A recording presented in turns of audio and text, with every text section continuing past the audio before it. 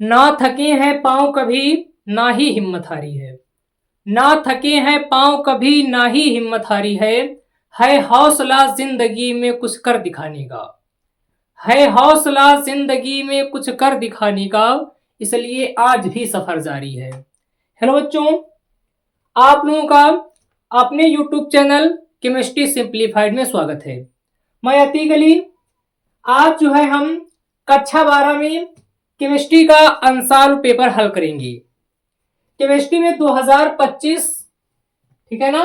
कक्षा 12 में जो केमिस्ट्री सब्जेक्ट है उसमें 2025 का जो आंसर पेपर दिए गए हैं उसको 7वां सेट आज हम क्या करेंगे, हल करेंगे। ठीक है ना, बिल्कुल आपको कारण सहित बताते चलेंगे। ठीक है ना। आज जो है हम कक्षा 12 में जो केमिस्ट्री है उसका जो 2025 का 7वां सेट है वो आज हम हल करेंगे। ठीक है ना, तो ध्यान से देखेंगे। यहां पे पहले जो है ऑब्जेक्टिव क्वेश्चन यानी कि बहुविकल्पीय प्रश्न दिए हैं जिसमें 4 ऑप्शन दिए गए हैं। तुमको एक ऑप्शन का चयन करना है जो आपको सही लगे। ठीक है ना, यहां हम आपको बताएंगे कि कौन सा ऑप्शन सही है और क्यों सही है, ये बताते हुए आपको हम चलेंगे। ठीक है ना, तो आइए शुरू करते हैं। ध्यान समझेंगे। पहला हमारा क्वेश्चन दिया है कि निम्नलिखित में से किसके जलीय विलयन का क्वथनांक सर्वाधिक होगा। ध्यान से पढ़ेंगे क्वेश्चन। क्वेश्चन कह रहा है कि निम्नलिखित में किसके जलीय विलयन का क्वथनांक सर्वाधिक होगा, यानी कि नीचे जो है यहाँ पे 4 जो है विलयन दिए गए हैं। नीचे जो है 4 विलयन दिए गए हैं और कह रहा है कि इन चारों विलयन में से किसका जो है क्वथनांक सबसे अधिक होगा। ठीक है ना, तो सबसे पहले हम यही बात समझते हैं कि क्वथनांक किसका ज्यादा होता है। ठीक है ना, देखिए बच्चों, क्वथनांक जो है उसका ज्यादा होता है जो क्या होते हैं, आयनिक यौगिक होते हैं। कैसे होते हैं, जो आयनिक यौगिक होती हैं। आयनिक यौगिक से तात्पर्य है ऐसे यौगिक जो आयनों में टूटते हों। ठीक है ना, जो आयनों में टूटते हों, जो आयनिक यौगिक होंगे उनका जो क्वथनांक है वो सबसे ज्यादा होता है, जो आयनों में टूट जाए। ध्यान समझेंगे क्या बता रहे हैं कि जो यौगिक जो आयनों में टूट जाती हैं उनका क्वथनांक ज्यादा होता है और इनके बीच क्या होती है, आयनिक बंध होते हैं। क्या होते हैं, इनके मध्य अगर देखा जाए तो प्रबल, कैसे, प्रबल आयनिक बंध जिसके मध्य होते हैं उनका क्वथनांक क्या होता है, ज्यादा होता है। ठीक है ना, जैसे अब यहां से देखेंगे। अच्छा, इसमें से कौन कौन ऐसे विलयन हैं जिन यौगिकों का विलयन यहाँ पे दिया गया है, तो कौन कौन जो है आयनों में टूटते हैं, पहले यही बात देखिए। जो ग्लूकोज हमारा दिया है जिसका फार्मूला होता है C6H12O6, ये आयनों में टूटता ही नहीं है। तो जब आयनों में टूटता ही नहीं है तो इसका क्वथनांक बहुत ही कम होता है। ठीक है ना, तो इसका क्वथनांक कम होता है। तो यहाँ पे ऑप्शन अगर देखा जाए ग्लूकोज तुम्हारा गलत है ऑप्शन ये, क्योंकि ये आयनों में टूटते ही नहीं है। जो यौगिक आयनों में टूटते हैं उनका क्वथनांक क्या होता है, ज्यादा होता है। अच्छा, एक हमारे पास सुक्रोज है C12H22O11, ये भी आयनों में नहीं टूटते हैं। ये भी जो है आयनों में नहीं टूटते, तो हमारा ऑप्शन ये वाला भी क्या हो जाएगा, गलत हो जाएगा। अब हमारे पास बचा है एक NaCl, एक बचा है NaCl2। देखिए समझे ध्यान से, यहां समझेंगे बच्चे। जैसे जो NaCl है, क्या है, NaCl, ये टूटता है Na+ और Cl- में। ऐसे टूटेगा, है ना, Na+ में टूटेगा और Cl- में क्या हो जाएगा, टूटेगा। टूटेगा ना, तो ये तुम्हारा जो NaCl है ये आयनों में टूट रहा है ना, आयनों में टूट रहा है Na+ और Cl- में। तो हमने बताया कि जो आयनों में टूटते हैं वो क्या होते हैं, उनका क्वथनांक ज्यादा होता है और इनके मध्य क्या है, प्रबल आयनिक बंध भी पाया जाता है NaCl के मध्य। तो यहाँ पे NaCl का क्या हो जाएगा, क्वथनांक सबसे ज्यादा होगा। इन चारों की अपेक्षा अगर देखा जाए तो NaCl का क्वथनांक क्या होगा, ज्यादा होगा। तो हमारा ऑप्शन रहेगा NaCl। अब अच्छा यहाँ पे एक NaCl2 दिया है, क्या दिया है? NaCl2। देखिए NaCl2 जो है एक काल्पनिक यौगिक है। NaCl2 एक काल्पनिक यौगिक है, क्यों? देखिए तो समझते हैं NaCl2 क्यों सही नहीं है। देखिए जो NaCl2 है वो एक हमने बताया आपको कैसा यौगिक है? काल्पनिक यौगिक है। क्यों है? क्योंकि देखिए चलो Na है क्या है भैया? Na जो तुम्हारा है इसकी ऑक्सीजन की कितनी होती है? एक। Na की ऑक्सीकरण संख्या प्लस की एक है ना, और Cl जो होती है उसकी ऑक्सीकरण संख्या होती है माइनस की एक। अब इनसे जब कोई यौगिक बनेगा, सूत्र बनेगा, तो क्या बनेगा? देखिए अच्छा Na कितना होगा? एक ही तो होगा, Na एक होगा, Cl भी कितना होगा? एक। तो सूत्र बनना चाहिए NaCl। अगर यहाँ पे NaCl2 सूत्र बन रहा है यानी कि यहाँ पे Na की ऑक्सीकरण संख्या होनी चाहिए 2, है ना, लेकिन यह संभव नहीं है। तो यहाँ पे क्या है? इसलिए NaCl2 यहाँ पे ऑप्शन सही नहीं, क्योंकि ये काल्पनिक यौगिक है। हमारा ऑप्शन कौन सा है? NaCl2। कौन सा सही है? NaCl क्या है? हमारा ऑप्शन सही है। क्यों? क्योंकि इसके मध्य आयनिक बंध पाया जाता है, प्रबल आयनिक बंध होता है, और ये एक आयनिक यौगिक है। आयनों में क्या हो जाता है? ये टूट जाता है। जबकि सुक्रोज और ग्लूकोज जो है वो आयनों में नहीं टूटते, इसलिए गलत थे। NaCl2 एक काल्पनिक यौगिक है, इसलिए क्या है? वो गलत है। अब देखिए हमारा अगला क्वेश्चन दिया है, ध्यान समझेंगे, बहुत अच्छा क्वेश्चन है। हर बार पेपर में एक क्वेश्चन आता है, बहुत चांस रहते आने के हैं। अच्छा भी क्वेश्चन है, आप समझेंगे तो इस टाइप के सारे क्वेश्चन आप खुद ही हल कर सकते हैं। हमारा क्वेश्चन है, निम्नलिखित में रंगहीन आयन है। ऐसा इस देखो 4 आयन दिए गए हैं, Cu+, Cu+2, Na+2, Fe+3। ठीक है ना। कह रहा इसमें से कौन सा आयन जो है वो रंगहीन, यानी कि उसमें कोई रंग ही नहीं है। ठीक है ना। तो देखिए अच्छा ऐसा कौन सा, ध्यान समझेंगे। हमको यहाँ पे कॉपर दिया गया है, निकिल दिया गया है और आयरन Fe दिया गया है। ठीक है ना। देखो अच्छा ध्यान समझेंगे कौन सा यहाँ पे रंगहीन है, कौन रंगीन, आप खुद ही पहचान कर सकते हैं। कैसा भी क्वेश्चन आ जाए आप खुद ही पहचान सकते हैं कौन रंगहीन, कौन बिना रंग का है और कौन रंग वाला है। ठीक है ना। समझते थे। देखिए यहां पे अच्छा दिया है कॉपर। कॉपर का इलेक्ट्रॉनिक विन्यास होता है 3d10 4s1। कॉपर, ठीक, कॉपर, हम Cu+ की बात नहीं कर रहे, कॉपर की बात कर रहे हैं कि जो कॉपर है इसका इलेक्ट्रॉनिक विन्यास होता है 3d10 4s1, इसका इलेक्ट्रॉनिक विन्यास होता है। ध्यान समझेंगे। ठीक है ना। तो अच्छा अब बताओ, ये Cu+ है हमारे पास क्या है? Cu+। Cu का तो इलेक्ट्रॉनिक विन्यास हो गया 3d10 4s1। अच्छा किसी भी तत्व पर प्लस चार्ज कब आता है? जब वो क्या करता है? एक इलेक्ट्रॉन त्यागता है। ये बात आप लोगों को पता होगी कि जब क्या करेगा, कोई इलेक्ट्रॉन त्यागेगा तो उस पे धनायन आएगा, प्लस चार्ज आएगा। ठीक है ना। तो अच्छा बताओ, कॉपर पर एक प्लस आया है यानी कि उसने क्या किया होगा? एक इलेक्ट्रॉन को उसने त्यागा होगा। तो यहाँ पे अच्छा 3d10 4s1 इसका क्या है? इलेक्ट्रॉनिक विन्यास है। तो इसने क्या किया? मान लिया ये वाला जो इलेक्ट्रॉन इसने त्याग दिया, तो हमारे पास बचा केवल बचा हमारे पास 3d10। क्या बचा? हमारे पास केवल बचा 3d10। ठीक है ना। यही तो बचा भाई, एक इलेक्ट्रॉन उसने त्याग दिया था तो बचा हमारे पास 3d10। बताइए नहीं। अब देखिए अच्छा क्या है, अब देखिए अच्छा डी कक्षक जो होता है, डी जो कोष होता है इसमें होते हैं 5 कक्षक। कितने होते हैं? 5। 1 2 3 4 5। हमारे पास इलेक्ट्रॉन कितने हैं? 10 इलेक्ट्रॉन कक्षक कितने हैं? 5। पहले एक भरा जाएगा, 1 2 3 4 और 5। अब 5 बचे तो फिर इनको पूर्ण करेगा, 1 2 3 4 और 5। इस तरीके से क्या होगा, ये पूरी कक्षाएं इसकी पूर्ण हो गई। अर्थात इसमें सभी इलेक्ट्रॉन कैसे हैं? युग्मित इलेक्ट्रॉन है। कैसे हैं? युग्मित इलेक्ट्रॉन है। ठीक है ना। कैसे हैं? युग्मित इलेक्ट्रॉन है। और जिसमें सभी युग्मित इलेक्ट्रॉन हो, एक भी अयुग्मित इलेक्ट्रॉन ना हो, वो तुम्हारा आयन कैसा होता है? रंगहीन होता है। कैसा होता है? रंगहीन होता है। इसलिए यहां पे ऑप्शन आपका कौन सही रहेगा?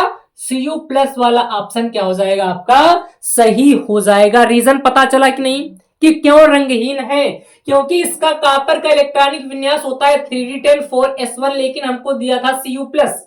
क्या दिया था, Cu प्लस। अच्छा Cu प्लस है, किसी भी तत्व पर प्लस चार्ज तब आता है, धनायन तब आता है जब वो क्या करता है, एक इलेक्ट्रॉन का त्याग करता है। तो इसने एक इलेक्ट्रॉन त्याग दिया, तो हमारे पास क्या बचा 3d10। और डी उपकोष में 5 कक्षक होते, इलेक्ट्रॉन 10 है, तो पहले 5 भरे, फिर दोबारा सभी युग्मित हो गए, अर्थात इसमें सभी युग्मित इलेक्ट्रॉन है, इसलिए क्या है, ये रंगहीन है। ठीक है ना। अच्छा तो फिर Cu2 प्लस जो है ये रंगीन क्यों, अच्छा भाई ये रंगहीन है तो बाकी सभी रंगीन होंगे ना, तो क्यों रंगीन है, आइए इसको समझते हैं। वैसे तो हमको केवल एक ऑप्शन चयन करना है, लेकिन हम देख लेते हैं कि आगे वाले रंगीन क्यों है, क्योंकि अगर इस टाइप से प्रश्न आते हैं तो आप उनको आसानी से क्या कर सकते हैं, हल कर सकते हैं। ठीक है ना। देखिए अच्छा यहां देखिए, यहां ध्यान समझे, ध्यान से देखो, यहाँ पे निकेल अच्छा दिया है, पहले कॉपर 2 प्लस है ना, देखो यहां से अच्छा कॉपर 2 प्लस है, ध्यान समझेंगे कॉपर 2 प्लस। ठीक है ना। अच्छा इलेक्ट्रॉनिक विन्यास तो वही कॉपर करेगा 3d10 4s1। ठीक है ना। लेकिन अब की बार इस पर 2 धनायन है, तो यानी कि क्या करेगा, 2 इलेक्ट्रॉनों का त्याग करेगा, कितने का, 2 इलेक्ट्रॉनों का त्याग करेगा। तो एक तो यहां से त्याग कर दिया, एक यहां से त्याग कर दिया, तो हमारे पास बचेगा 3d9। क्या बचेगा, 3d9, क्योंकि एक यहां से जाएगा, एक यहां से जाएगा, हमारे पास बचेगा क्या, 3d9, ये तो बचेगा। अब देखिए अच्छा डी उपकोष में कक्षक कितने, 5, कितने कक्षक, 1 2 3 4 5 हो गए। ठीक है ना। 9 इलेक्ट्रॉन हमारे पास हैं, देखिए 1 2 3 4 5, हमारे पास 9 है। अब युग्मित हो जाएंगे 1 2 3 4, यानी कि 5 4 9। एक हमारे पास कैसा है, अयुग्मित इलेक्ट्रॉन, कैसा है, अयुग्मित इलेक्ट्रॉन।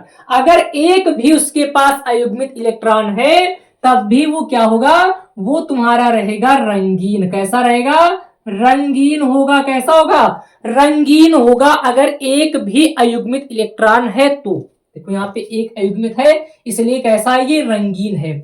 सभी युग्मित रंगहीन, एक भी अयुग्मित तो रंगीन, कुछ समझ रहा है कि नहीं। इसलिए कॉपर यहाँ पे क्या था, रंगहीन था, क्योंकि इसमें सभी युग्मित इलेक्ट्रॉन, इसमें एक अयुग्मित इलेक्ट्रॉन, इसलिए कैसा है, ये रंगीन है। अच्छा आगे भी देखते हैं, Na+2 निकिल +2 देख लेते हैं, है ना, प्रैक्टिस हो जाएगी, आप इससे जितने भी रिलेटेड क्वेश्चन होंगे आप कर सकेंगे, है ना। देखिए अच्छा Na जो है यहाँ पे Na, ठीक है ना, Na का इलेक्ट्रॉनिक विन्यास होता है 3d8 4s2, हमारे पास है क्या, Na+2 ये है। अच्छा इस पर भी +2 चार्ज आया है, यानी कि इसने क्या किया होगा, 2 इलेक्ट्रॉनों का त्याग किया होगा, तो ये क्या करेगा, एक दोनों ये वाले इलेक्ट्रॉन क्या करेगा, त्याग कर देगा। तो हमारे पास बचेगा 3d8, क्या बचेगा, 3d8 बचेगा। हमारे पास कक्षक कितने हैं, 5, 1 2 3 4 5, इलेक्ट्रॉन 8 है, 1 2 3 4 5 6 7 और 8, 2 अयुग्मित इलेक्ट्रॉन। हमने बताया था एक भी अगर अयुग्मित इलेक्ट्रॉन है तो वो कैसा होगा, रंगीन होगा, कैसा होगा, रंगीन होगा। एक भी अयुग्मित इलेक्ट्रॉन, इसमें 2 2 हैं, ठीक है ना। अच्छा एक और आगे क्वेश्चन दिया है Fe+3, ध्यान समझेंगे भैया, है ना, इस टाइप से क्वेश्चन हमको करके आनी है। बताइए अच्छा आपकी बार 3+ है, 3 इलेक्ट्रॉनों का त्याग करेगा, करेगा ना, 2 यहां से त्याग दिए, एक यहां से त्याग दिया, हमारे पास बचेगा 3d5 बचेगा ना, हमारे पास बचेगा 3d5 बचेगा ना। तो 3d5 कक्षक हमारे पास 5 है, 1 2 3 4 और 5, 6 हो गए क्या, एक कक्षक ज्यादा हो गया ना। देखो इलेक्ट्रॉन हमारे पास कितने हैं, 5, तो 1 2 3 4 और 5, इसमें पांचों अयुग्मित है, तो यानी कि ये भी कैसा है, हमारा रंगीन है। बताइए क्वेश्चन समझ रहे हैं कि नहीं, क्वेश्चन समझ रहे हो कि नहीं समझ रहे हो। तो इस तरीके से हम रंगीन और रंगहीन में भेद कर पाते हैं कि कौन रंगीन होता है, कौन रंगहीन होता है। ठीक है ना। थोड़ा समय जरूर लग रहा है, लेकिन आपकी कॉन्सेप्ट क्लियर हो रहा है, क्योंकि इस टाइप के क्वेश्चन आना संभव है, मतलब क्वेश्चन आ सकते हैं, ज्यादा चांसेस इसके हैं। अच्छा अगला हमारे पास क्वेश्चन दिया है, तीसरा है कि CuCN का होल 4 माइनस ऊपर 3 चार्ज दिया है, आयन में कॉपर की ऑक्सीकरण संख्या पूछी, इसने ऑक्सीडेशन नंबर पूछी है, ऑक्सीकरण संख्या। ये तुम्हारा जो है एक यौगिक दिया है, इसमें इसने कॉपर की ऑक्सीकरण संख्या पूछी है, क्या है कि कॉपर की ऑक्सीकरण संख्या पूछी है, निकाल भी लेते होंगे। चलिए देखते हैं क्या होगी। देखिए अच्छा यहाँ पे Cu है ना, Cu की पूछ रहा है, Cu की हम मान, इधर देखिए Cu की हम मान लेते x है, कितनी है x, भाई Cu की हमने कितनी मान ली कि x है, ठीक।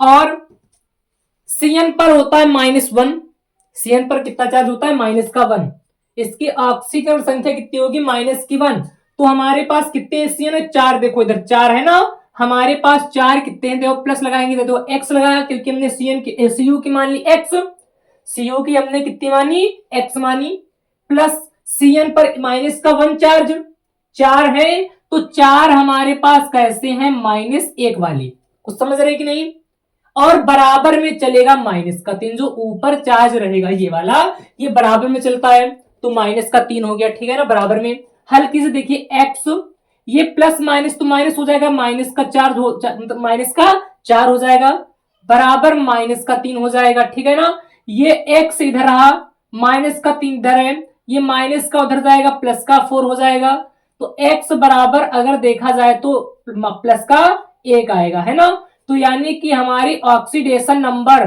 किसकी, कॉपर की कितनी है +1, ये वाला ऑप्शन हमारा क्या हो जाएगा, सही हो जाएगा। इस तरीके से हम ऑक्सीकरण संख्या निकाल सकते हैं।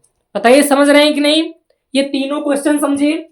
चलिए चौथा क्वेश्चन देखते क्या दिया है, बहुत ध्यान से समझेंगे, अच्छे क्वेश्चन है ये।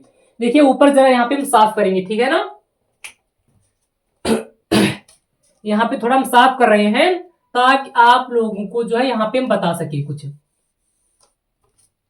चौथा हमारे पास क्वेश्चन है, रोजेनमुंड अपचयन द्वारा प्राप्त होता है, रोजेनमुंड अपचयन द्वारा प्राप्त होता है, क्या प्राप्त होता है, एल्डिहाइड प्राप्त होता है, ईथर प्राप्त होता है, कार्बोक्सिलिक अम्ल प्राप्त होता है, या हाइड्रोकार्बन प्राप्त होता है, ठीक है ना।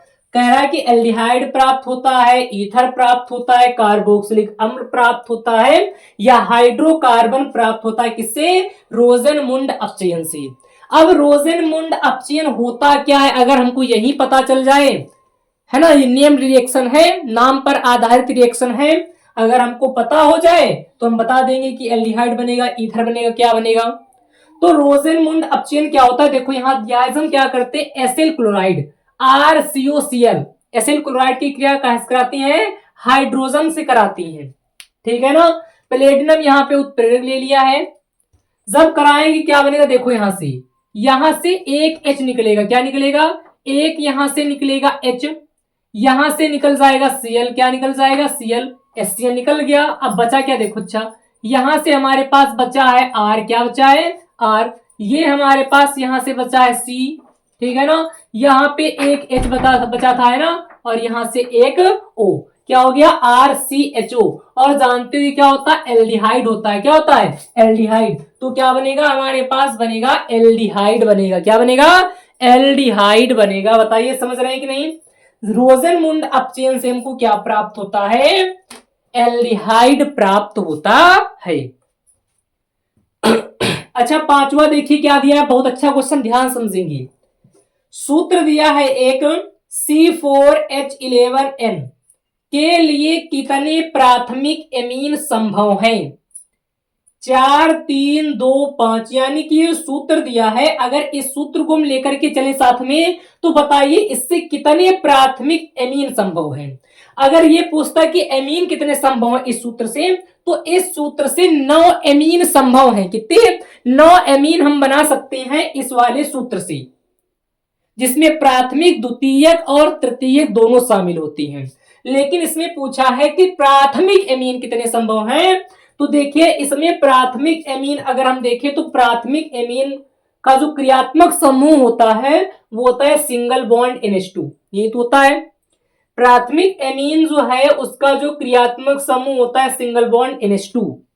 अब प्राथमिक एमीन कितने बनेंगे, देखिए ध्यान समझेंगे, इसमें प्राथमिक एमीन बनेंगे 4, कितने बनेंगे 4, वैसे तो 9 बनेंगे लेकिन प्राथमिक एमीन कितने बनेंगे 4 बनेंगे। देखिए समझे ध्यान से, जैसे यहां से एक दिया है CH3 CH2 CH2 CH2 और NH2, ये एक 1 डिग्री एमीन है, ठीक है ना। देखिए यहां से अच्छा गिनिए, यहाँ पे कार्बन कितने हमारे पास है? 4। 1 2 3 4 कार्बन हो गए, ठीक है ना। हाइड्रोजन हमारे पास है 11, 3 2 5 2 7 2 9 2 11, और एक हमारे पास क्या है? नाइट्रोजन, एक हमारे पास नाइट्रोजन। बिल्कुल संख्या से बराबर है ना। तो ये एक 1 डिग्री है। कैसा है? 1 डिग्री। एक ये बनेगा CH3 CH CH2 NH2, यहां से इससे जुड़ जाएगा CH3, गिनती संख्या बराबर होगी। एक बनेगा CH3 CH2 CH, ऊपर CH3 और NH2। एक बनेगा कार्बन, ऊपर NH2 नीचे CH3, इधर CH3, इधर भी क्या हो जाएगा? CH3। तो क्या होती है? 4 जो है इस सूत्र से प्राथमिक एमीन संभव है, बन सकते हैं, ठीक है ना। वैसे बनेंगे 9, जिसमें प्राथमिक, द्वितीयक और तृतीयक सभी शामिल होंगे। लेकिन अगर हम प्राथमिक की बात करें तो केवल कितने बनेंगे? 4 बनेंगे। बताइए समझ रहे हैं कि नहीं? समझ रहे हो कि नहीं? ये हमारा था 5वां बहुविकल्पीय प्रश्न। अब हमारे पास लास्ट क्वेश्चन है ऑब्जेक्टिव, 6ठा नंबर है कि ग्लूकोज में कितने प्राथमिक एल्कोहलिक समूह हैं। कह रहा है कि ग्लूकोज में कितने प्राथमिक एल्कोहलिक समूह हैं। ग्लूकोज C6H12O6, इसमें कितने प्राथमिक एल्कोहलिक समूह हैं?